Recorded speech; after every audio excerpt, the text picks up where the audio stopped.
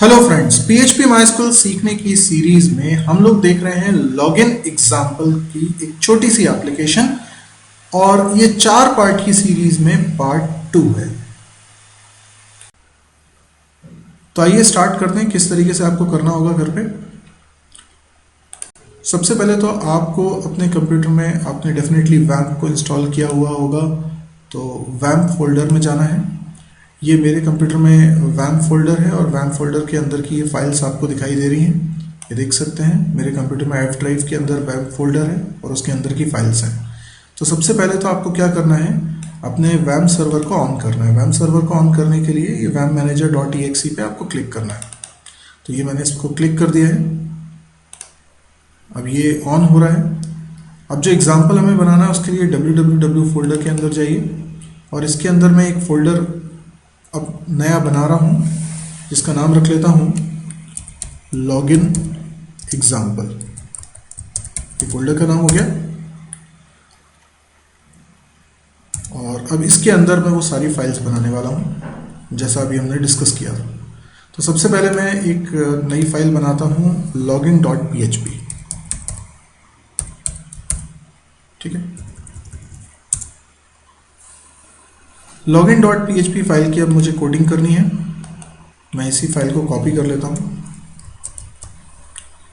इसका नाम रख लेता हूँ validation.php।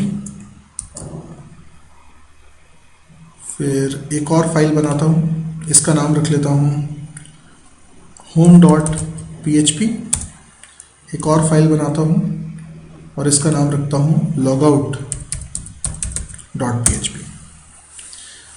इन चारों ही फाइल की अब मुझे कोडिंग करनी है, तो इन चारों को मैं Notepad++ में ओपन कर रहा हूँ।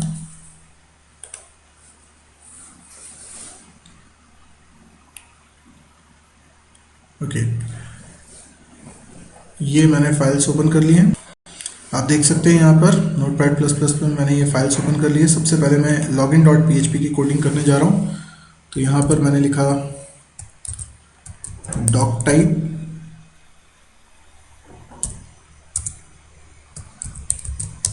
HTML।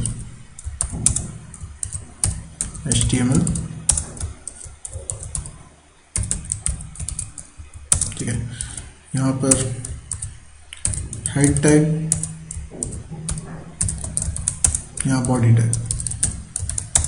मैं यहाँ बहुत डेकोरेशन वाले काम नहीं कर रहा हूँ क्योंकि हमारा पूरा फोकस अभी लॉगिन लॉगआउट के प्रोसीजर को बनाना है, इसलिए मैं सिंपली यहाँ पर फॉर्म क्रिएट कर रहा हूँ।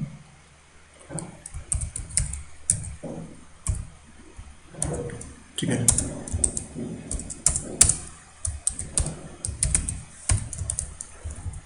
इसके ऊपर लिख देता हूँ लॉगिन विंडो, लॉगिन।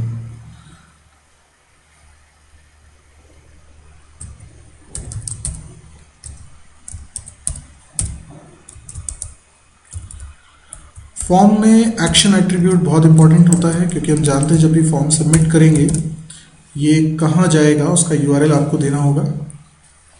तो मैंने लिख दिया validation.php।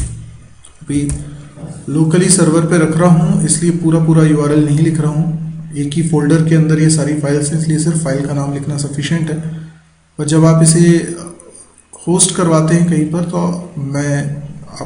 तो मैं सजेशन दूंगा कि आप कंप्लीट URL लिखा करें यहाँ पर, जैसे कि http://www.something.com/ फोल्डर का नाम, ऐसे आपको पूरा URL लिखना चाहिए। यहाँ पर एक और मेथड में लिख रहा हूँ, दैट इज पोस्ट, क्योंकि लॉगिन का मामला है। यहाँ पे पासवर्ड भी पास होना है तो हमें गेट नहीं लिखना चाहिए। ओके, यहाँ पर एक टेबल में बना लेता हूँ जस्ट फॉर अलाइनमेंट, और इसके अंदर tr td और इसमें यूजर नेम। ठीक है, एक और टीडी, इनपुट टाइप टेक्स्ट, और नेम रखना बहुत ज़रूरी है। नेम की वैल्यू रख लेता हूँ यूज़र नेम,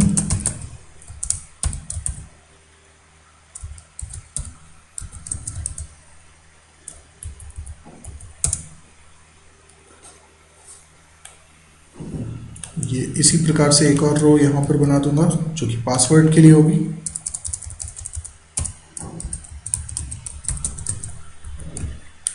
टाइप की वैल्यू भी पासवर्ड, और नेम फील्ड भी चेंज करके कर देता हूँ पासवर्ड। ठीक है, एक और रो हमको बनानी होगी जिसमें सबमिट बटन होगी।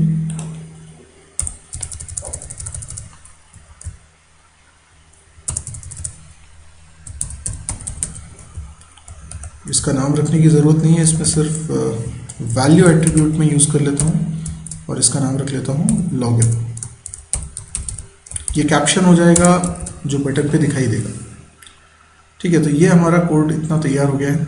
मैं आपको एक चीज़ और बता देना चाहता हूँ कि इस एग्जाम्पल में, क्योंकि हमारा फोकस सिर्फ लॉगिन लॉगआउट को समझना है, इसलिए मैं ना तो कोई CSS इसमें अप्लाई कर रहा हूँ जो कि आप ऑप्शनली कर सकते हैं, और ना ही मैं कोई जावास्क्रिप्ट अप्लाई कर रहा हूँ ताकि इस फॉर्म को वैलिडेट कर सकूँ। बिल्कुल आपको फॉर्म को भी वैलिडेट करना चाहिए।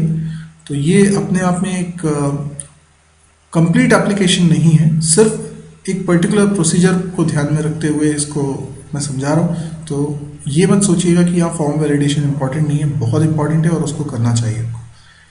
तो फिलहाल हमारा login.php बन चुका है, लेकिन अभी हमें और भी बहुत सारे काम करने हैं, जैसे कि हमें validation.php फाइल अभी बनानी है। पर उससे पहले हम लोग डेटाबेस बना लेते हैं।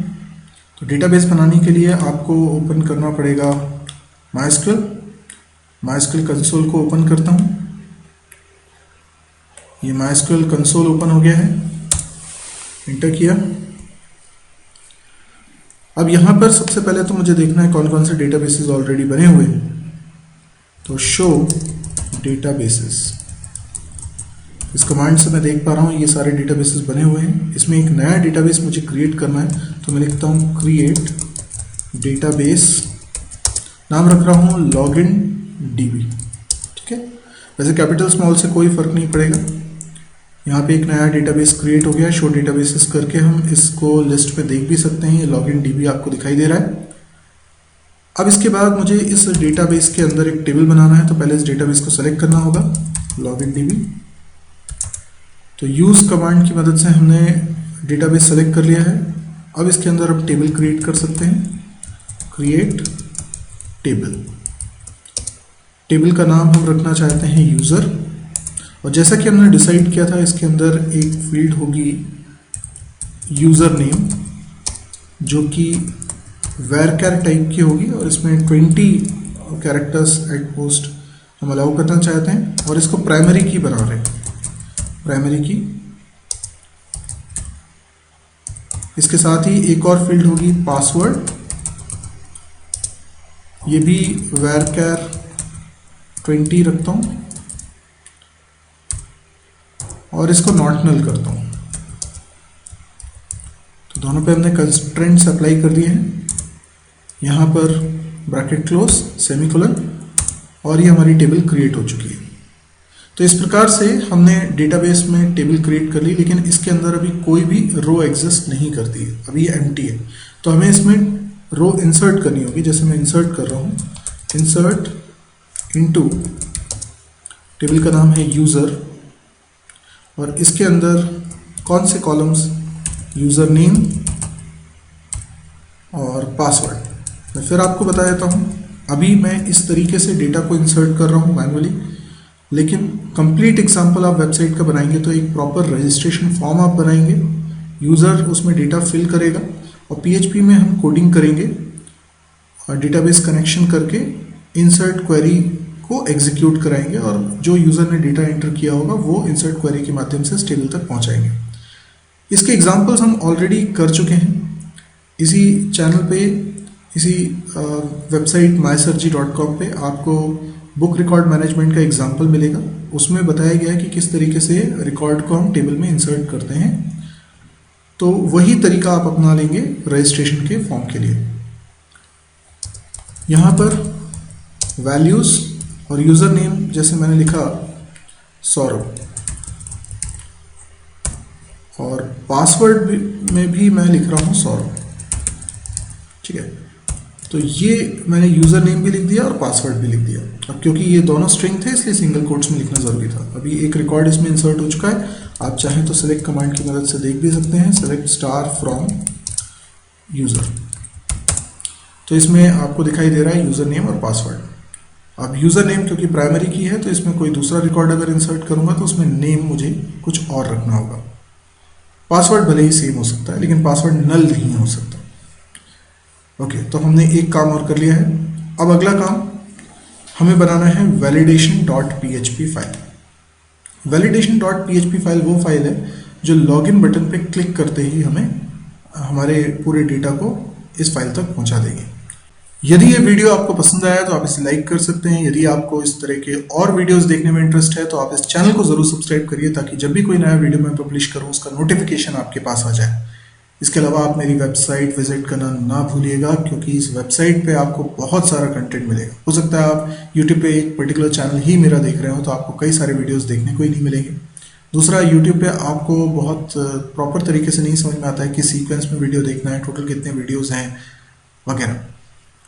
तो आप इस वेबसाइट पे ही mysurgy.com, यहाँ पर आपको न केवल PHP MySQL बल्कि और भी कई सारे सब्जेक्ट्स मिलेंगे, C++, जावा या DBMS या डेटा स्ट्रक्चर, इन सब के वीडियो कोर्सेज भी हैं और इनके प्रोग्रामिंग लेक्चर्स भी हैं जिसमें प्रोग्रामिंग करना भी सिखाया गया है। मिनी प्रोजेक्ट्स हैं, कैंपस प्रिपरेशन की तैयारी के लिए भी बहुत सारा कंटेंट है, वीडियोस के अलावा भी बहुत सारा कंटेंट है। तो ये आपके लिए बहुत यूजफुल वेबसाइट हो सकती है। सबसे बड़ी बात है इसमें कंटेंट फ्री है और हिंदी में है और डेली एक नया वीडियो पब्लिश होता है। तो बहुत एक्टिव साइट है। आपको अगर पसंद आती है ये वेबसाइट, आपको लगता है ये बहुत काम की हो सकती है, तो प्लीज़ आप इसको शेयर ज़रूर करिएगा अपने फेसबुक वॉल पे या व्हाट्सएप ग्रुप पे या मौखिक रूप से आप लोगों को ज़रूर बताइएगा। Thank you.